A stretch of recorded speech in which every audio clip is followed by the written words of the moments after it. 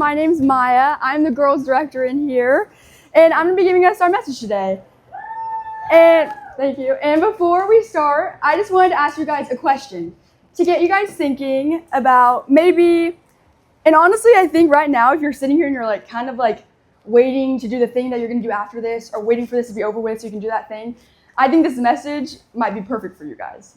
Just to lay that out there, just to tell you guys and warn you guys what we're going to be talking about. So if you're feeling a little impatient right now, I hope that you guys can listen to this message and take something from it. Okay, so before we get into it, I wanted to ask you guys a question of, have you ever thought about what it would be like to live in a different generation? Has any of you ever thought about that? Okay, okay. Because if you think about it, the generation that we live in has something that other generations would probably laugh at. And I mean this by the things that we have. Everything in our generation is built on being instant or being fast. It's built because we're impatient people, so the world had to catch up and provide for our impatientness. I mean, if you think about it, our fast food, if you've ever gone to a fast food place, where I think there's a lot of us in the room, that was made because we couldn't wait for our food. We wanted something instant. We wanted a quick fix for that hunger that we may be feeling. So we needed fast food. We needed a drive-through. We didn't want to sit at a restaurant every single time. Fast Wi-Fi. We need to have the quickest Wi-Fi, the quickest phone, because we're impatient people. We need to have instant things to provide what we're looking for. We need to have fast results, fast answers, fast everything. And it causes us to react in certain ways that you guys might think sound silly when I'm saying it, but you guys have probably done the same thing. Because of the things of our generation, the instant things in our generation, it causes us to get mad when a video buffers for like 2 seconds, or get mad when a video buffers for like 1 minute, and we're like, or our game, and we're like hitting our phone or turning it off and on, trying to redo it, and it's like, it's crazy how fast our phones work. But yet we take that for granted. We get mad when it buffers like that, or we start overthinking when someone doesn't text us back in 5 minutes or a minute. We start thinking, oh, they hate me now. They're not responding quick enough. They don't like me. They don't want to be my friend. And I know that sounds silly, but I've been there, and I don't know if you guys have been there, but I think you guys have. But I think impatience can also cause us to think about real things poorly. That maybe you want your friendships to be fixed instantly, but they just can't. Or maybe you want your family to be fixed instantly or brought back together, but it can't. We're impatient people. But a lot of things in our generation has caused us to be that way. We want habits to change instantly. We want God to answer our prayers immediately. But a lot of the time that doesn't happen.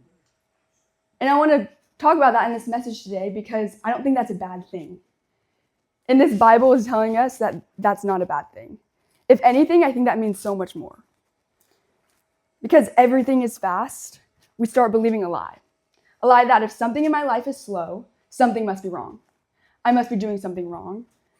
And I think especially in our relationship with God, we think if something is slow or God isn't answering things immediately or that change isn't happening immediately, that God's ignoring us or that we've done something too wrong for God to answer us. Because if you don't feel close to God fast, you think your faith is wrong. And if your prayers aren't answered immediately, you think God is ignoring you and punishing you. But that's wrong. The most important parts of your life aren't going to move fast. And I know that might not make sense right now, but it's true. The most important parts of your life haven't moved fast. If you think about healing, if you've broken a bone before, your bone doesn't heal immediately. It's going to take time. It takes like a couple weeks or even I think over a month to heal. Because that's important. You want your bone to be fixed, but it has to take time. Think about height.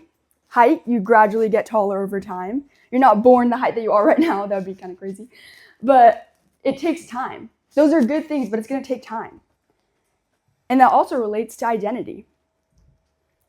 You're going to change over time. God's going to grow things in you. You're going to find out more about yourself over time. It doesn't happen the day you were born. Good things take time. Important things in your life are going to take time. Character takes time. And faith is going to take time. True, real faith that isn't fake, that isn't built on yourself, but built on God. That takes time to build, and God's going to work in that carefully. I like to think about this. If you think about it this way, once I realized this, I was like, dang, this means so much more to me than I thought it did. But if you think about those packages that get delivered to your house, or those packages that you see that have that big old sticker that says handle with care, or fragile. I like to think whenever I see one of those boxes, I kind of carry it a little bit differently. I carry it a little bit slower. I take it a little bit more seriously when I'm carrying those boxes. And I think that's how God sees our lives. He's handling us with the value that he knows we are, with care, with slowness, with steady. But it's a good thing. That's not a bad thing. He's carrying us at the value that we are. That should be a good thing. And a lot of time I think we take that for granted. That slowness we see as weak. We're impatient. So when we see things that are waiting, we think something's missing. That's wrong. Because God moves at the pace of purpose, not the pace of pressure. Everything of this world is built on pressure. We have fast food, we have fast Wi-Fi, we have new phones because we're people that need everything. We're pressuring everything. But God, the creator of the universe, does not feel that pressure of the world. He feels that you have a greater purpose. He knows that you have a greater purpose, and he's working in that. That's why patience is so important. That's why we need to be patient people, and especially be patient with God. Because a lot of the time, and actually all the time, he's doing something so much greater, we just can't see it. We just can't see the timeline. Because I think that's kind of the point, is we're not supposed to know when that's supposed to happen. We're supposed to have the faith that it's going to come through, even when you don't know when that is. And that's why this Bible exists. That's why there's books in this Bible that talks about that.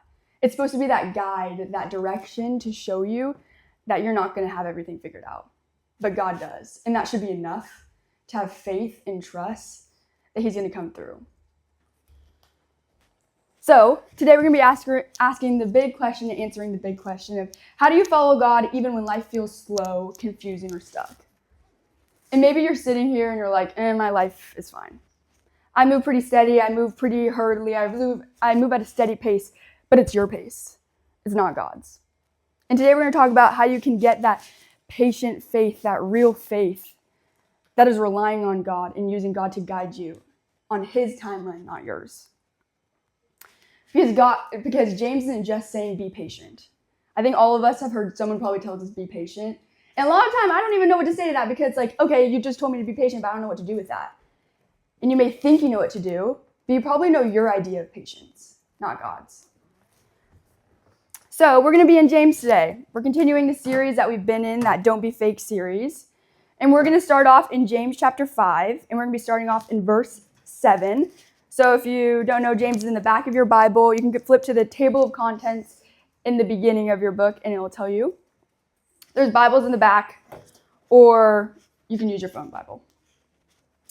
But before we start reading, I'm going to let you guys know a little background. I think Hayden, Maddie, and Parker have talked about it a little bit. But if you don't know, James is writing to a certain type of people. He's writing to Jewish Christians, a church. And I don't want you to think that he's just writing to people that are perfect Christians, that are super saints, that know exactly what they're doing. No, he's writing to Christians that are tired, that are discouraged, that are frustrated, and feeling forgotten by God, or waiting for God to fix things and not seeing answers immediately, or dealing with unfair treatment, seeing people that shouldn't get what they want, getting it, and them getting nothing. It seems like they get nothing. Dealing with slow seasons, ready to quit. Not just quit their lives, but probably quit religion, quit God, quit a relationship with God. And after I just read all of those sound really familiar to the things I felt in my life, the seasons I felt in my life. So I want you to know that even if this book was made and written however long ago, this still applies to you. These verses that we are going to read is almost like it's specifically being told to you. And that's the point. That these aren't people, he's not just writing to people that do this perfectly, he's writing to people that do it wrong, like us. These are people that were praying and not seeing answers, people that were obeying and not seeing change, that were faithful and still felt suffering. They probably asked a lot of time, God, where are you? God, I don't see you moving in this. God, I haven't seen you answer this. That were frustrated. But James writes these verses 7 through 12, to talk about how slow does not mean God is gone. And that waiting does not mean God is silent. And that delay does not mean God is denying you.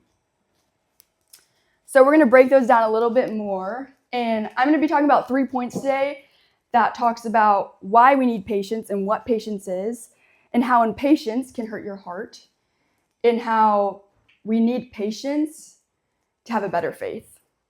So my first point number 1 is patience moves, it doesn't sit still. And we're going to be going in on verse 7. So James 5, verse 7. Say preach if you're there. Preach. Okay. We're just going to be reading verse 7 right now, and then we'll do the rest of the verses and the other points. Okay. So James chapter 5, verse 7. Be patient then, brothers and sisters, until the Lord's coming. See how the farmer waits for the land to yield its valuable crop, patiently waiting for the autumn and spring rains. Okay. The first time I read that, I was kind of like, wait, what? He's using a farmer. I don't really know how this relates to me. But then I thought about it, and I'm not a farmer, but I kind of understand what farmers do. I've never farmed, but I kind of know what they do. And a farmer does not sit around doing nothing. And he's saying that in this. He yields its valuable crop. He's patiently waiting. That's not doing nothing. I said my first point was patience moves, it doesn't sit still. Because a lot of time I think we think patience is just waiting with no action. But I think the farmer that he is referencing is doing what he can. He's not just waiting for God to do all of it. He's doing what he can. He's doing the hard work. He's planting, he's watering, he's preparing the soil. He's showing up daily. He's doing his part. But he's trusting that God can control what he can't. The weather. He's trusting that God can control the sun, the rain, whatever his crops need, but he needs to do what he can so God can fulfill his timeline. I don't know if you guys have ever gardened, but gardening is like the closest I've done to farming. But the one time I gardened, I planted like a seed for a flower, and I watered it for like a week consistently. I did not see any change, so I gave up. I stopped watering it. I stopped doing it because I was like, oh, it's taking too long. I was so impatient, I couldn't even do my part, which is simply just watering it once a day, but that's how we are. We're impatient people. In this farming thing, I know you guys, a lot of you aren't farmers probably, but I know a lot of you are probably in a season of waiting, or a season that you need to have patience, or a season will come where you need to have patience. Because these farmers, they can't control the weather or the seasons, but they can trust that God does, and that he knows when the weather needs to come best. He knows what those crop needs exactly, and the farmer does what he can. They do their part and trust that God will do his, even if they don't know the timing of that. But they're not going to quit the work that they need to do. They're hard workers. And this is an example of what we should do. Because waiting isn't passive if we do the right type of waiting. If we do the right type of patience, a patience that is active and steady and slow and intentional work. A work that knows what we need to do to keep that relationship with God, to keep that trust in God that he will pull through in times where we can't, or pull through in things that we can't control. Because a lot of things in your life, you probably can't control. You can't control that you have 2 more years left of high school, that you need to finish it out. You can't just drop out. You can't control that your parents aren't together anymore. You can't fix that. So you're in a season. You're in a season of waiting for God to control the things that you can't, to control your heart, to control your faith and your trust in him. And that's what faith is. Because James is trying to teach us, or trying to tell us, that waiting on God is not the same as doing nothing. Because most people think patience means, I'll just sit here and wait for God to drop something in my lap. I'll just sit here, pray for that thing, and God will answer it. He's going to answer it, and then you keep praying, and you don't see any change. And you stop trusting that God can change things because you didn't see it immediately. And I know that sounds ridiculous to say, but it's what we do. It's what we do without even realizing it sometimes. And real patience, real faith, is saying, I'm going to stay faithful even when I don't see results yet. I'm going to stay faithful even if that result is not the result I was expecting. But it's one that God has because he knows better. He knows greater. He's a plan for us that is greater than any other thing. And you guys, your students, your kids, you're still figuring things out. You're children of God. And I hope that you think about these things. And if you have done one of these things or felt one of these things that I'm about to say, I hope you can lean into this message a little bit more and focus on what I'm trying to say. So, I hope that as children of God, you stay consistent in your walk with God, even when you don't feel anything. And I hope that you keep praying, even when it feels repetitive, even if you haven't seen a change. And I hope that you keep obeying, even when you don't see rewards yet. And that you keep making good choices, even when no one notices. And these are hard things. I know these things are easier said than done, but it's the things we need to do to have real faith. To have a faith that is greater than just surface level, greater than the faith that you're imagining or that you're comparing to other people. Because patience is active, it's steady, it's still movement. Because patience isn't just waiting and it isn't just expecting. A lot of time we have patience, but we're already expecting things to come from it or expecting things that we want to come from it. We're not fully trusting that God has greater plans and that He may change them. And if you think about it this way, the farmer that he's talking about, it doesn't say that he digs up the seed every day to check if it's growing. He trusts that it's happening even when he can't see it. He's trusting that it's growing even if he can't see if he's doing it right. He's not digging it up to check. It's surrender. It's knowing that God's going to pull through even if we can't see it yet. So if patience is what keeps us moving and if patience is what we need, what happens if we don't have it? Or what happens when we're doing it wrong? So that brings me to point number 2, is that impatience hurts your heart. Point number 2 is that impatience hurts your heart. So I read verse 7. So now we're going to be in reading verses 8 through 9. So James chapter 5, verse 8 through 9. You too be patient and stand firm, because the Lord's coming is near. Don't grumble against one another, brothers and sisters, or you will be judged. The judge is standing at the door. Okay. So, can we agree? He talked about that grumbling. And it actually says grumble in our, what's this called? I don't know what that's called. Bumper video. It says don't grumble because this is important. He's saying don't grumble against each other. And can we agree that grumbling means complaining? You're like grumbling about that thing. You're complaining about that thing. Just a different wording. So why is patience connected to complaining? And I'm going to talk about the things that impatience can lead to, that grumbling, that impatience can lead to. And the first thing that I said that impatience can lead to is frustration.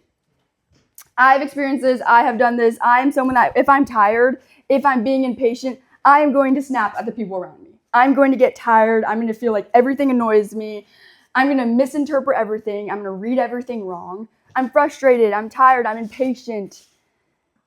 I don't know if you guys have been on that family road trip or that car ride or that camp ride home that is just like the longest ride ever. Or it feels like you've been in the car for like the entire day when really it's only been 2 hours. You're impatient. You're wanting to get home. You're so tired from the week that you just have that everyone that's talking around you is annoying you.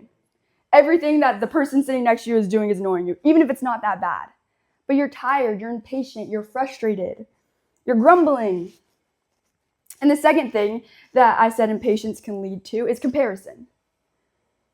And what I mean by this is that when we're impatient, we compare. You look at other people's lives and think God is moving for them, but He's not moving for me. You're comparing your faith. You're comparing your relationships. You're comparing your friendships. You want what they have because you're impatient. You're not waiting to see what the better thing is coming. You're just comparing. You're noticing what you don't have and what they have. And we think that God has answered them instantly, but God hasn't answered us yet. Another thing that I said impatience can always lead to is doubt. You start thinking, maybe God isn't listening. Maybe my friends don't care about me. Or maybe I'm not good enough. Or maybe I've sinned too much. Another thing I said impatience can cause is us trying to do those quick fixes to match what we think God hasn't answered yet, or what our friends haven't answered yet. You try starting to solve things your way instead of God's way. It can lead you to rush relationships, make bad choices, quit things too early. We're impatient people. We push away the people God has put in our lives because we're impatient. We don't see the things that we wanted. We see the things that someone has given us that we don't really want. that we didn't see coming. In these verses 8 through 9, are trying to tell us that impatience doesn't make your life messy, it makes your heart messy. And I think that means so much more, it should mean so much more to you. That impatience is something that not just shows on the outside to people around you, but also shows in your heart. And it shows in your relationship with God and your faith in God. Because at the root of it, impatience is going to make you forget who God is and what God has done and what God has promised. And also make you forget what God is still growing in your walk with Him, in your life, in your friendships, in your family. It's going to make you forget. And that's scary to think about, that we could forget the greatness that God has done for us or the greatness that God is going to continue to do in us. Because impatience is going to shrink your faith.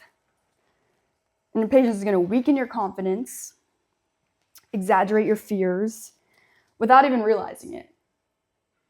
And you might not even realizing it right now, that you're dealing with that heavy impatience in your life, and you haven't realized it yet. So in the beginning of verse 8, James said, stand firm.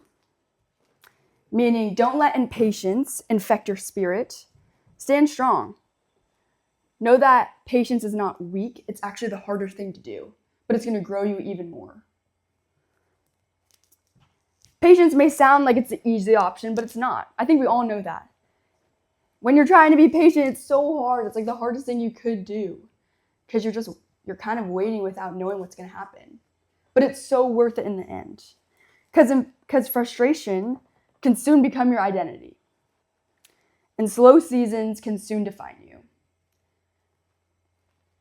So if patience hurts us, what does patience do in us? That's going to be my third point, that patience shapes who you become. Patience shapes who you become. So we're going to be finishing out verses 10 through 12. And before we read those verses, I just want to let you know that to me, this is like the most important point. This is the point that I hope you guys get something from, because a lot of the time I think it's easy to just hear what we should do and not know why we should do it, or not know what it's going to do in us. So when James is saying be patient, he's going to talk about what it can do in you and how it can shape your faith and shape your life. So James chapter 5, verses 10 through 12, I'm going to read both of them. Okay. Brothers and sisters, as an example of patience in the face of suffering, take the prophets who spoke in the name of the Lord. As you know, we count as blessed those who have persevered. You have heard of Job's perseverance and have seen what the Lord finally brought about. The Lord is full of compassion and mercy. Above all, my brothers and sisters, do not swear, not by heaven or by earth or by anything else. All you need to say is a simple yes or no, otherwise you will be condemned. Okay, like I said, I think this is the deepest part of the message. And because of those verses, if you realize what we just read, he talks about certain people or a certain group of people and a certain person. He's talking about the prophets. He brought the prophets and Job. And if you don't know who they are, these were people that went through long, painful, and confusing seasons, but came out stronger. Their seasons were probably slow and hard, but it didn't weaken them. It made them stronger. So the first type of people that James brought up was the prophets. And if you don't know, the prophets were people that were chosen by God to speak his message. To go into towns and tell the people what God has put on their heart to say. Sometimes it'd be the prophets coming in and telling you what you're doing wrong. Telling you the sins that you may be doing or how you need to fix them or how God needs to change them in you. And I know that sounds like that would be a good job, but imagine being the person that the prophets are telling you to, or the person that the prophets are speaking to. A lot of the times, the prophets, people hated them. People ignored them when they came into their towns because they knew that they were just trying to say something. And a lot of times it sounded bad. It didn't sound good. So people hated them. People ignored them. And a lot of the work they did, it took a lot of years to see the fruit that would come from it. To see the message that they said pay off. And I think a lot of the time, I know for me, I've walked through a lot of seasons in my life where I look at myself now and think about how did I even get here? If you told me I would have been doing ministry or standing on this stage when I was in NineTen, I probably would have laughed in your face. But it took time.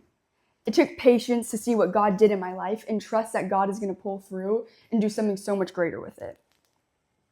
So the prophets, they had a pretty unfair life, but they had a great life because they were doing what God called them to and staying strong in that and staying faithful to the message that God was trying to tell them and spread. Their patience produced boldness and faithfulness and strength. So that's why James is mentioning them.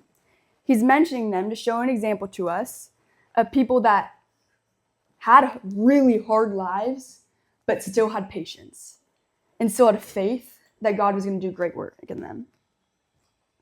So the second person that James mentioned is Job. And if you don't know about Job, Job is talked about a lot in the Bible, and he's someone that lost almost everything. He questioned, he struggled, and he had moments of pain and doubt. He was kind of like us. You guys may feel like you have lost everything in your life at some point. You may feel like you're questioning God or struggling. And I've had moments of pain and doubt. But Job never walked away from God. Job had faith and he didn't quit. And because of that, because of the faith that he had in God and trust that he had in God, God restored him. God strengthened him and blessed him. But it took time. And because Job didn't give up, God blessed him. Because patience didn't just help Job get through a season, it helped Job become someone new, someone stronger, someone with so much more faith. And that's why patience should matter for you too. Because you can see what God has done through these people in the Bible. People that were talked about years and years and years ago, but can be people just like us that are struggling, that are questioning God and not seeing results. But if you have faith and wait and have patience, God can build something so much greater in you and stronger in you. Because if God gave you everything instantly, you would never grow the muscles you need for the future. If we were just handed everything, you wouldn't learn the things that it takes to get those things or to grow those things. You don't just become instantly good at something. It takes time. It takes practice. And that practice is what's going to teach you and what's going to make you an even better player or even better student. Because the version of you that God is shaping takes time. So hopefully you're not rushing the process and pushing his timeline. It takes time. Patience isn't a punishment, it's development. I think a lot of the time we see patience or seasons of waiting as God punishing us for the things that we have done, or the sins that we have committed, or the way we treated other people, but it's not. It's development. Because we're all waiting on something. I might not know what that is. The person sitting next to you might not know what that is, but God does. And hope that you can trust that he is going to bring that clarity that you are wanting, that healing that you are wanting, those answers that you are wanting, and the peace and the direction and the friendships.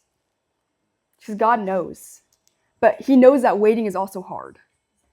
But that's kind of the point of faith. That you need to have trust that he's going to pull through in the areas that you can't. Because what if your waiting season is the place that God is going to do his greatest work in you? Because God isn't delaying you, he's developing you. He's building you. He's building your character.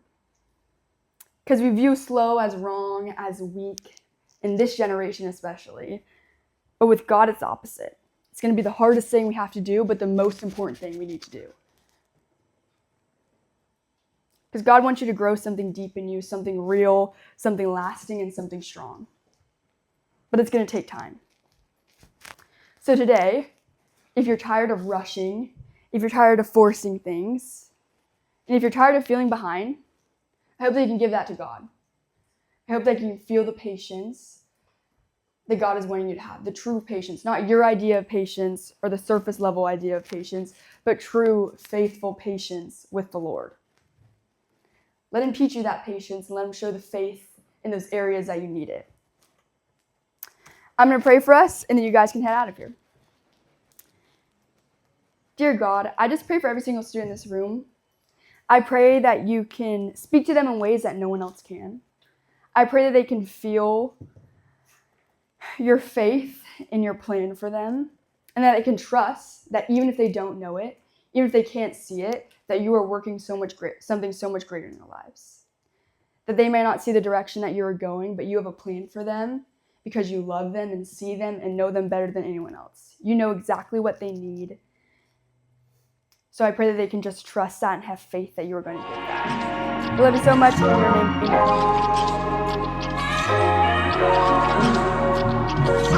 amen.